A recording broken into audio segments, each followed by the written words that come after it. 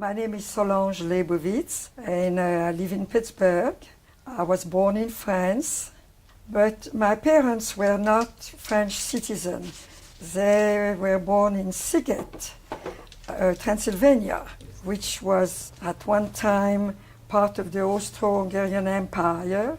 And they had 4 children. My father came from a family of at least 12 children. They were very, very poor. His father died while he was very young. So he used to tell me that he used to run around barefoot and did some errands to make some money, raised some chicken to have eggs and sell the chicken to help his mother, and eventually he learned the trade. So he learned the trade to make handmade boots and shoes from one of his brothers, and he went to live in a bigger city than Siget. And I would say that he developed from there, I don't know if it was innate or what, but he developed a taste for the nice things. He loved nice furniture, he loved very nice things. He had a good taste like for antiques and everything else. He built a beautiful house eventually. He and my mother, they had 4 children, and they bought a big property where they had 2 cars, chicken, geese, fruit trees, flowers, and they were both very busy.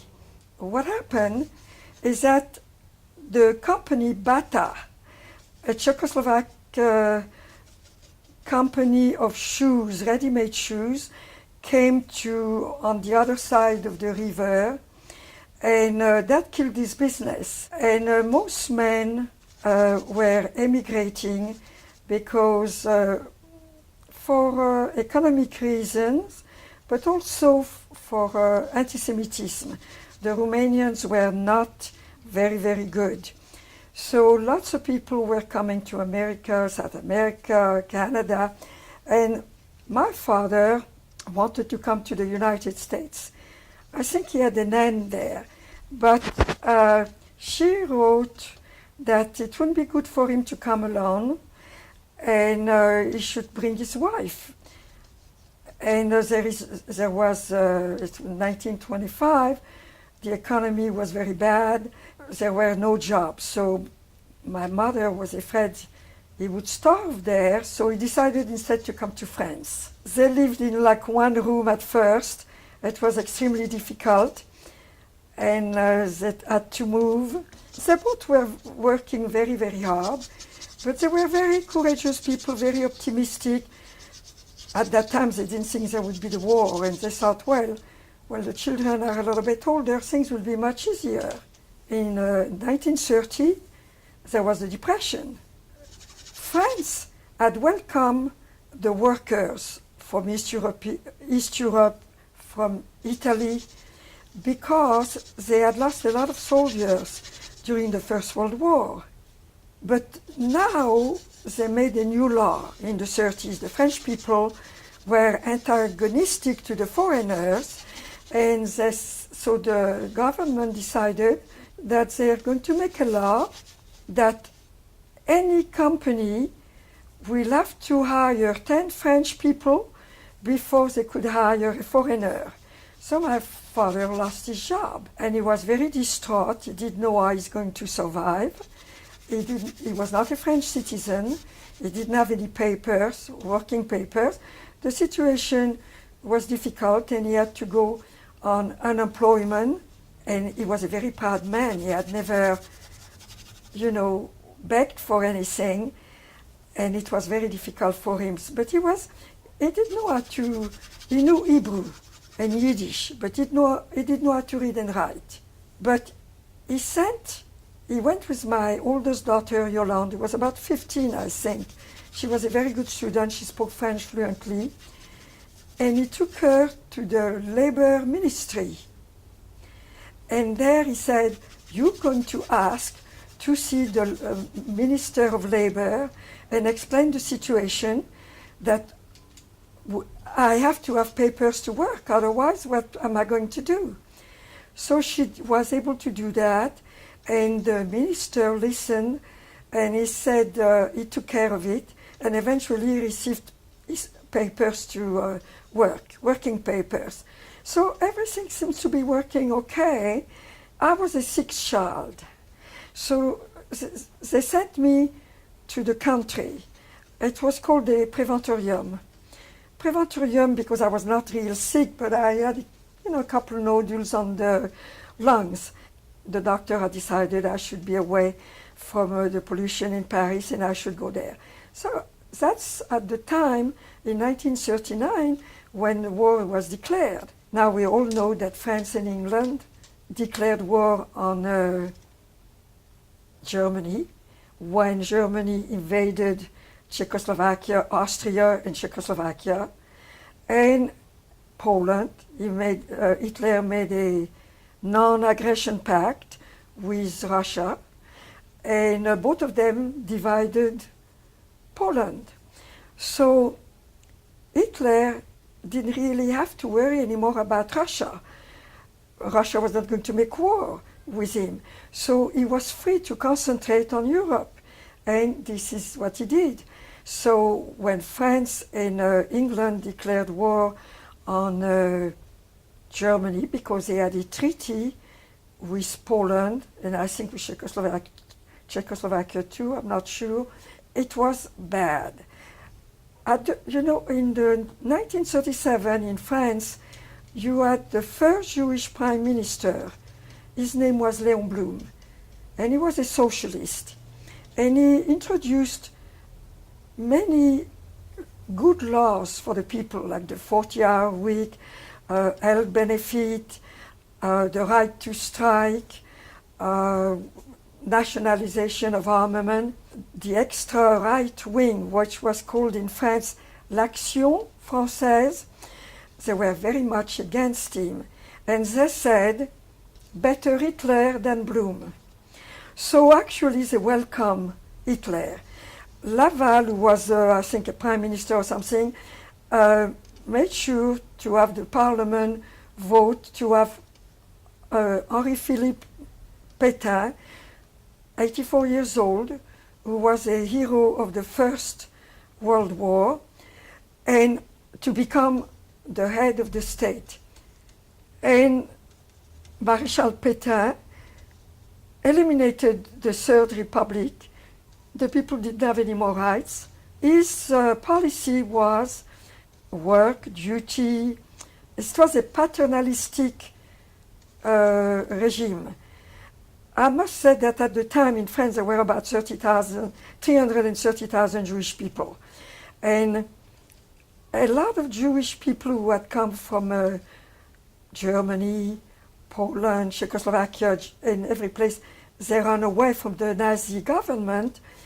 They came to France, and most of them enlisted in the Foreign French Legion to fight against the Nazi government.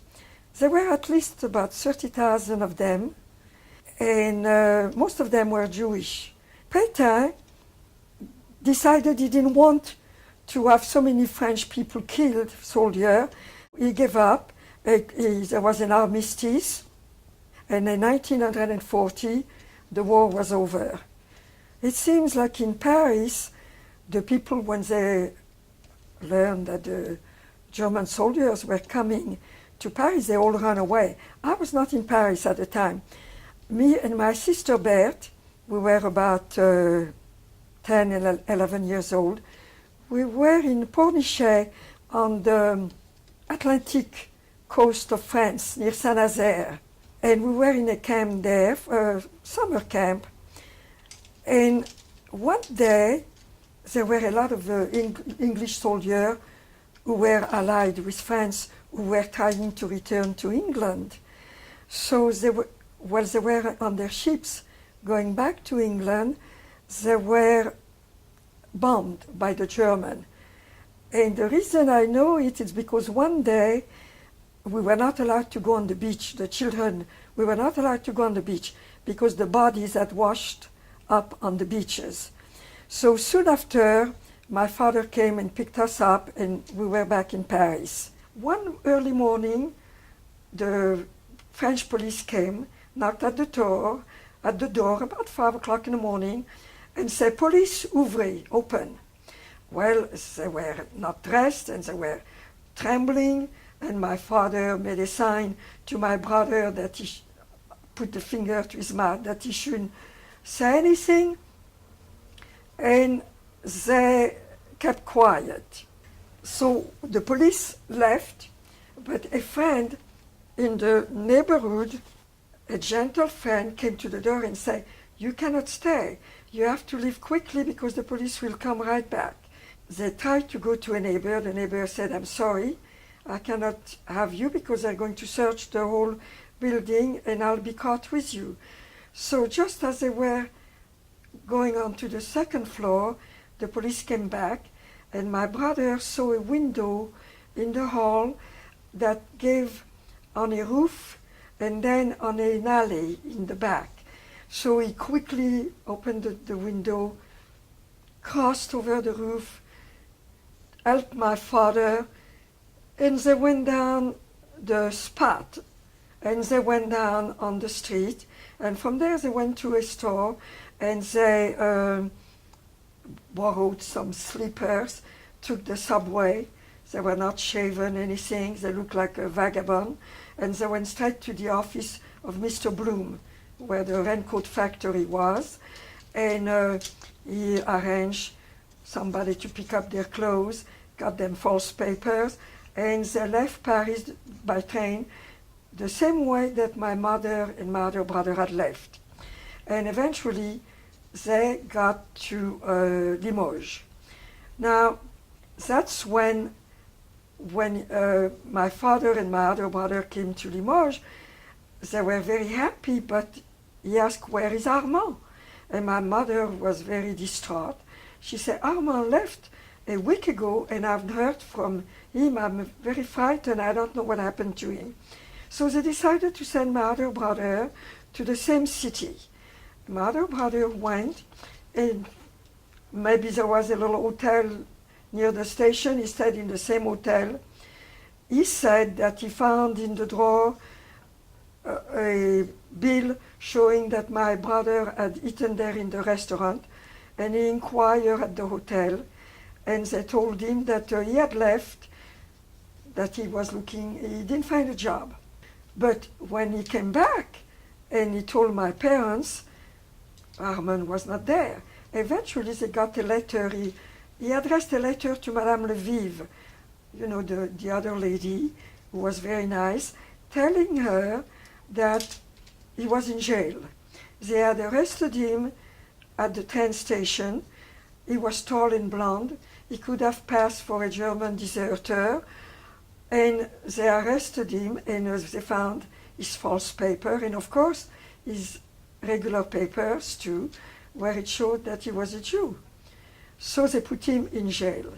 He was starving, and my mother sent him, you know, boiled potatoes, bread, a little butter. They transferred him. He developed a contagious skin disease, and they transferred him to a hospital. And it was a hospital that was run by the Sisters of Mercy. They took his clothes and burned everything. And after I don't know how long, the police came back and they said, "We have to take him back, and from here we're going to send him to a concentration camp." So the sister said to them, "Well, if you want to take him, go ahead, but he's very contagious. He doesn't have still his clothes, and everybody will catch a disease." So they left him there. Now, my mother and father stayed for a while in that room with Mr. Gentil, where they provided him with cigarettes and drinks and food and everything. And they had a little money. They didn't want to show that they had a little money, so my father would go outside and cut some wood with a hatchet, you know, for that. And then one day, the man said to my mother, You must be Jewish because your husband never wants to eat pork. And my mother said, no, no, we're not Jewish. We're from the north of France. But my husband has a very bad stomach and he cannot eat pork. And she said, see, I'm eating pork. So one day he was in a bar, the Frenchman, and he must have related that, and the people in the bar told him, oh, these people must be Jewish because, you know, they don't eat pork, they must be Jewish, and you say they have an accent, they speak with an accent. So when he came back and he says, you know, everybody thinks you're Jewish. Well, my parents decided they cannot stay there any longer. So they went, and they went to another little city called Lussac-le-Château. There, my mother, they rented a room in a house of a farmer. And my father, they needed money. So my father always had recycled himself. So he used to go to the flea market in Limoges, and there was a lady there who was selling old shoes, and those old shoes needed repair. So he made an agreement with her. He took the old shoes, he would fix them and bring them back and sell them. She would sell them, and he made money. But one day when he came back from Lussac-le-Château to Limoges, they checked the papers at the train station, and on my father's paper it said that he's mute. And my father was always a very polite man, very gentleman. And when they gave him back his paper, he said, merci. Well, they thought, well, he's not mute. So they arrested him, and they put him in a caserne, a camp, Limoges or near Limoges. And my brother Ludo and my sister Berthe were there. They saw him being arrested. They didn't say a word, and they left. So my sister found out where he was, and she brought some food to there was a, a shoemaker who worked there. And my father says, I'll help you fix the shoes, you don't have to pay me. You know, just get me some food, or he gave, you know, my sister's address.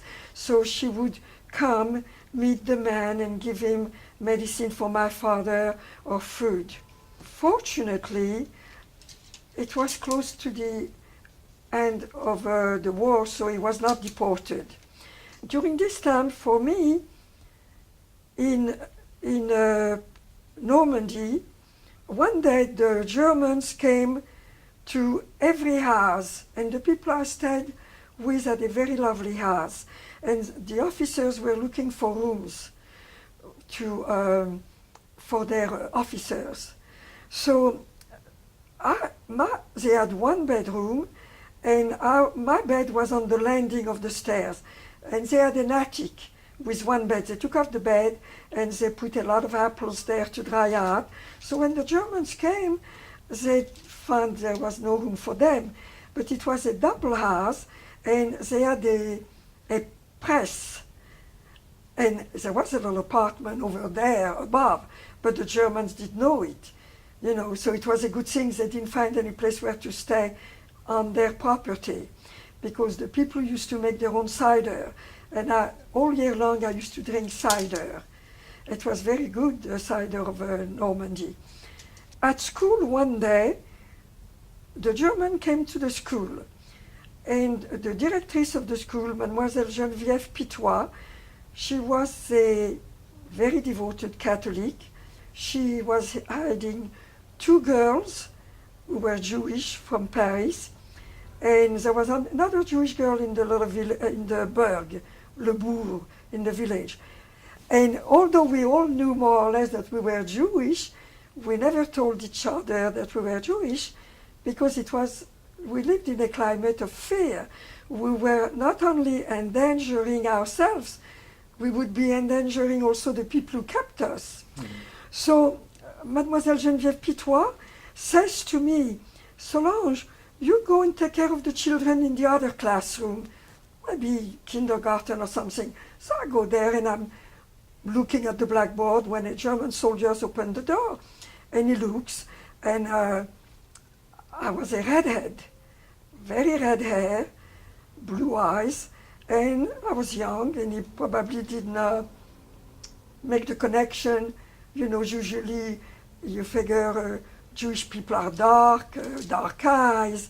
So here was that little red hair with blue eyes. He didn't ask my name, he only opened the door, he saw small children, and he left. So eventually, I graduated from what they call certificat d'études élémentaires. At the age of 14, if you're not pursuing any higher studies, which your parents usually have to decide with the school, because then at the age of 11, the French schools decide if you want to go to further studies, you must take algebra and other classes. So, although Mademoiselle Geneviève Pitois had 3 classes in one class, where she taught all 3, I never took algebra with her. But after le certificat d'études supplémentaires or élémentaires, she decided, you stay in school 1 more year, because I was only 13, not 14. And she said, and I'll teach you English and you'll start taking other courses. So I stayed another year. That was the year in 1944, when the 6th of June, there was le débarquement, what they call D-Day. Now, they bombed our railroad, and I remember that we ran away to Mr. and Mrs. Barbier's field, where they had the sheep, and we could see the bombs falling, you know, the plane, what they call double queue, you know, like a double tail. We knew already the Allied plane, and when the bomb fall, you could hear them whistle. You know, you heard a whistle down, and we crouched under a tree, and when it was over, we went back to the apartment, to their house, but she sent me to sleep every night at a farmer's house with the other girls of a few of the village, because it would be safer. And one morning, when we came out from the farmer's house, and we were on the main road, and we saw lots of German soldiers, wounded German soldiers. He had been bombed during the night. Apparently that was reinforcement to come to Normandy, to Caen, in the places where there had been le débarquement, what we call D-Day. And they were in the ditches. You could see they were wounded. We didn't look, we walked straight home.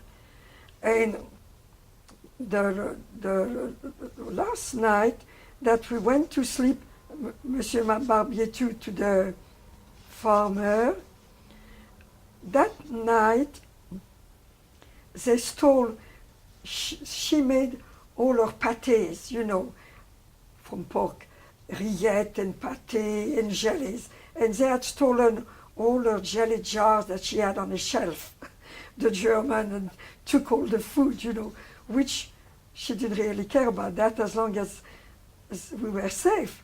So that night they decided they'll also go away. They were bombing at the time.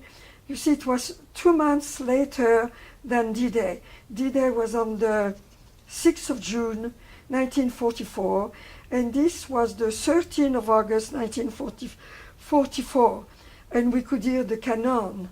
So they decided we better leave the house. So we went to the field, and between the fields there was a small pathway, and we went and hid under the trees. And right then there was a little a cart with a horse and 2 German soldiers who were trying to escape too.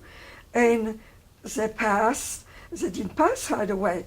They saw us and they stopped and they asked a question, and Mr. Barbier mentioned that way, And while they went that way, we went the other way to the farmer's house. So that day, the Couterne, what's the name of the bourg, where I stayed, was liberated in one day. There was no damage. And there were, I remember, there was an American newspaper man, a soldier. I was, almost 14, very handsome. He impressed me a great deal, And there was with him a chaplain. Of course, over the farmers, everybody celebrated the liberation of Couterne, and the priest was there, and everybody danced in a circle. And the next day, we went back to the house, and we saw all the Allied, mostly it was an American soldier who passed on that route to go to Alençon, which was about 40 kilometers at least from Couterne. And they were some were going on the other route, La Ferté-Macé and Argentan, and it was at a carrefour. And they went to Alençon, and the others went to Argentan. Argentan was completely destroyed because there was a lot of, they didn't give up, the Germans didn't give up so easily. And I didn't have any news from my family. I didn't know if they were alive. Previously, I was allowed to send them a postcard, which was always censored, once a month with a few words. And we didn't hear anything. And the people, Monsieur and Madame Barbier, I must have been dumb, I didn't realize, they were sending me to the priest all the time. Maybe they wanted him to convert me. I didn't think of it. I was almost 14, I should have been a little more smarter, but it didn't come to my mind. But the priest was very, very nice. He didn't try at all. He knew that I was Jewish, and he didn't try to convert me. He gave me books to read. I don't know if it was in September or October when Paris was liberated, I think, end of August, maybe the 25th of August. But the train were not working yet. They were not reinstated. So when my parents came back to Paris, well, I'll come back to that in a minute, but when my parents came back, the family came back to Paris, the trains were not working. So it took until December before my father could come and get me. But my brother Armand took a train to Alençon, and there was no transportation. He had to hitchhike, and he also slept on the cemetery and walked until he reached me, and he found out that I was alive. So they were very happy, and of course I had, like all the children, collected all the cigarettes and the chocolate that I had put aside, and I gave them to my brother to take home. So after he left, I stayed there until December, until my father was able to take me back to Paris. When he came to pick me up, I had been a very, very sickly child. All of a sudden, I was a fat little girl with red cheeks, curly hair, and when we took the train, we went to a tunnel and I fainted because the good air of Normandy, I wasn't used to be confined. They had to open the window to revive me. And okay, we went in the subway, I became red like a beet again, and the family was waiting for me there at home, and when they saw me, they all started to laugh. They all started to laugh. They didn't recognize me. I was fat, I was red like a beet, I had curly hair, and everybody was happy to see me. My, that's very good. That's very good. Yes, You did give all the stress that I feel.